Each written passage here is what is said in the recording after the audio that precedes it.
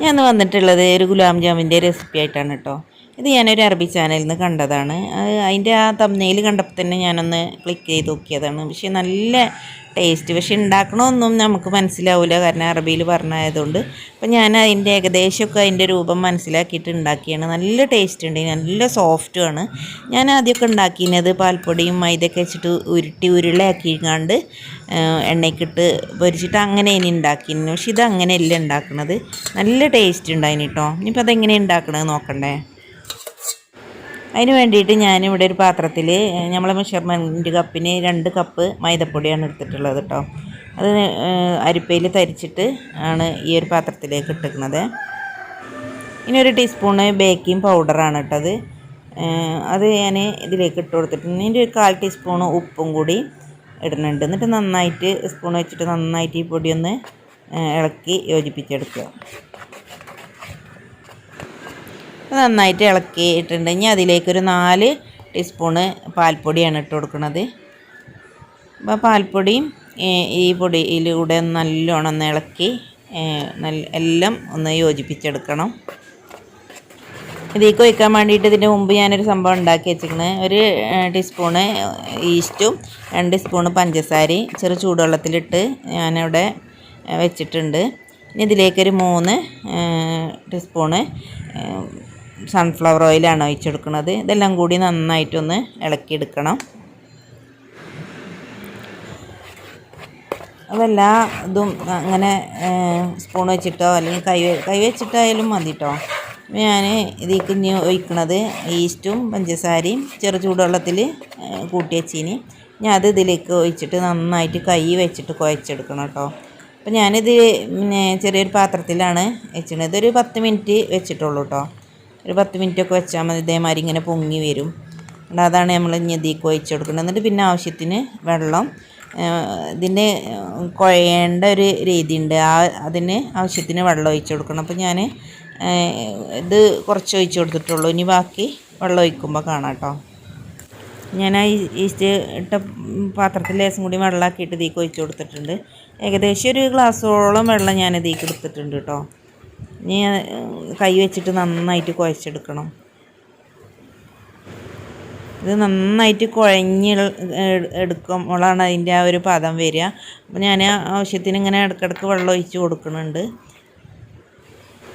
പൊറാട്ടക്കൊക്കെ മാവ് കുഴക്കുമ്പോൾ ഇതേപോലെ നന്നായിട്ട് കുഴച്ചെടുക്കണം കേട്ടോ. ഇങ്ങനെ കുറച്ച് ലൂസ് വേണം കേട്ടോ. നമ്മൾ കയ്യിലെടുക്കുമ്പോൾ ഇങ്ങനെ പീച്ചിടുമ്പോൾ ഇങ്ങനെ ചാടണം. ആ ഒരു രീതിയിലാണ് നമ്മൾ കുഴച്ചെടുക്കേണ്ടത്. വെള്ളത്തിൻ്റെ പാകം ഈ ഒരു രീതിയിൽ. അപ്പോൾ ഞാനിത് നന്നായിട്ട് കുഴച്ച് വെച്ചിട്ടുണ്ട്. ഇനി ഇതൊരു 2 മണിക്കൂർ നമുക്കൊന്ന് മൂടി വെക്കാം. ഒരു പാത്രത്തിൽ വെച്ചിട്ട് മൂടി വെക്കാം. 2 മണിക്കൂറിന് ശേഷം ഞാൻ തുറന്ന് നോക്കുമ്പോൾ അത് നന്നായിട്ട് പൊന്തി വന്നിട്ടുണ്ട്. നല്ല സോഫ്റ്റ് ആയിട്ടുണ്ട് കേട്ടോ. ഇതൊന്ന് നമുക്കൊരു ഇത് വെച്ചിട്ട് ഇളക്കി നോക്കാം. അപ്പോൾ അതുകൊണ്ട് താന്ന് പോകും. കാരണം അത്രയും പൊന്തി നിൽക്കുകയാണ്. ഈസ്റ്റിൻ്റെ പഞ്ചസാരൻ്റെ ഒക്കെ ആയതുകൊണ്ട് നല്ല പൊന്തി വന്നിട്ടുണ്ട്. ഇനി ഇതൊക്കെ ഒന്ന് ചുട്ടെടുക്കണം. അപ്പോൾ ഇനി ഞാൻ പൈപ്പിംഗ് ബാഗൊക്കെ ഈ ഒരു മാവ് നിറച്ചിട്ട് അതിൻ്റെ മുൻവശം ഒന്ന് കത്രി കൊണ്ട് വെട്ടിക്കൊടുത്തു. അപ്പോൾ അതിലിങ്ങനെ നമുക്ക് ആവശ്യത്തിന് ഇങ്ങനെ പീച്ചാൽ ഒരു നല്ല ഷേപ്പിൽ കിട്ടും. മറ്റേ നമ്മൾ കൈ കൊണ്ട് ഇടുമ്പോൾ ആ ഒരു ഷേപ്പ് കിട്ടൂല. അപ്പോൾ അതിന് വേണ്ടി ഞാൻ മാവ് ആ പൈപ്പിംഗ് ബാഗിലേക്ക് നിറക്കുകയാണ്. ഇങ്ങനെ ആകുമ്പോൾ നമുക്ക് ഒരേ വലുപ്പത്തിലുള്ള ബോൾസുകൾ ഉണ്ടാക്കിയെടുക്കാൻ പറ്റും. മറ്റേ നമ്മൾ കൈ കൊണ്ട് ഇങ്ങനെ പീച്ച് കൊടുക്കുകയാണെങ്കിൽ അത് പല വലുപ്പമാവും. അപ്പോൾ ഇതാണ് ഞാൻ ഗ്ലാസ്സിൽ വെച്ചിട്ട് ഈ പൈപ്പിംഗ് ബാഗിൽ നിറച്ചതാണ്. അപ്പോൾ അതിൻ്റെ അടിഭാഗം ഞാൻ കത്രി വെച്ച് വെട്ടി കൊടുത്തിട്ടുണ്ട്. അപ്പോൾ നമ്മൾ കേക്കിൻ്റെ ഇതൊക്കെ ചെയ്യണ പോലെ ഇതേമാതിരി ഇങ്ങനെ ഇനി നമ്മളിത് ഇങ്ങനെ ഇവിടെ ഇങ്ങനെ വെട്ടി ഇങ്ങനെ ഒരു ഇത് വെച്ചിട്ട് ഇങ്ങനെ ഒന്ന് കട്ട് ചെയ്തെടുത്ത് എണ്ണയ്ക്കിടുക ചെയ്യുക. ഞാനൊരു കത്രി വെച്ചിട്ട് വെട്ടിയിട്ടാണ് ഇട്ടത്. അപ്പോൾ മാവൊക്കെ നമ്മളത് റെഡിയായി. ഇനി അതിലേക്കുള്ള പഞ്ചസാരപ്പാവ് റെഡിയാക്കണം. അപ്പോൾ ഞാനൊരു 500 ഗ്രാം പഞ്ചസാര എടുത്തിട്ട് അതിലേക്കൊരു 2 ഗ്ലാസ് വെള്ളം ഒഴിച്ച് കൊടുത്തിട്ടുണ്ട്. ഇനി ഇതൊന്ന് നന്നായിട്ട് തിളപ്പിച്ചെടുക്കണം. അതിലേക്ക് ഒരു 5-6 ഏലക്കായ കുത്തിയിട്ടിടുന്നുണ്ട്.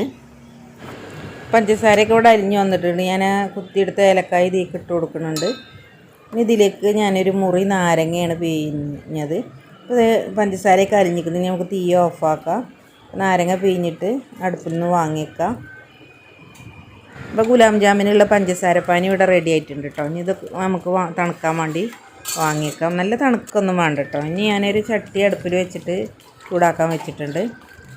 ഞാൻ പൈപ്പിംഗ് ബാഗിലാക്കിയിട്ട് അതിലേക്ക് ഇങ്ങനെ പീച്ചണ ആ ഒരു വീഡിയോ ഓണാക്കാൻ മറന്നു പോയിട്ടോ. അപ്പോൾ ഈ ഒരു വലുപ്പത്തിലാണ് ഞാൻ എണ്ണയ്ക്ക് ഇട്ടിട്ടുള്ളത്. അപ്പോൾ എല്ലാ ബോൾസും ഒരേ വലുപ്പത്തിലാണ്. ഞാൻ ഈ ഒരു പാകത്തിനാണ് ഇതിൽ നിന്ന് കോരിയെടുത്തത് കേട്ടോ. എന്നിട്ട് പിന്നെ ലാസ്റ്റ് ഒരു പരിപാടി ഉണ്ട്.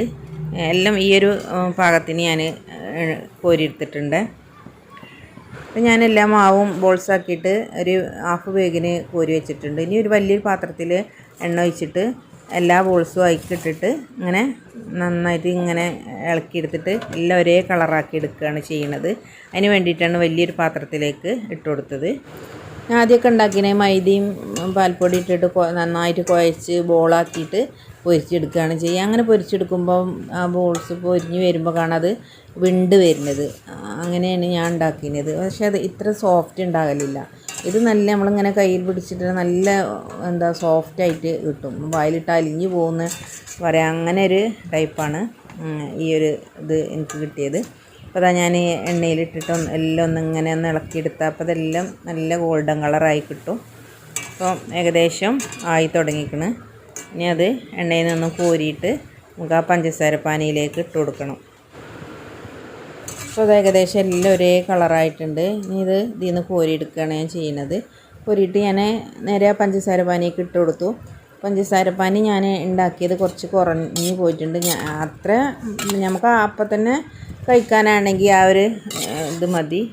ഉണ്ടോ ഇങ്ങനെ കുറച്ച് ദിവസങ്ങളൊക്കെ വെക്കുകയാണെങ്കിൽ നമ്മൾ അതിൻ്റെ മുകളിലായിട്ട് വെള്ളം പഞ്ചസാരപ്പാനി നിൽക്കാൻ അതിന് കുറച്ചും കൂടി അധികം പഞ്ചസാരയും വെള്ളമൊക്കെ ഒഴിച്ചിട്ട് ഉണ്ടാക്കണം.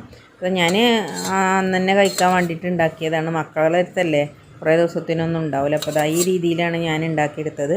അപ്പോൾ നല്ല ടേസ്റ്റ് ഉണ്ടായിന്, നല്ല സോഫ്റ്റ് ഉണ്ടായിന്. അപ്പോൾ എല്ലാവരും ഈ രീതിയിലൊന്ന് ഉണ്ടാക്കി നോക്കുക.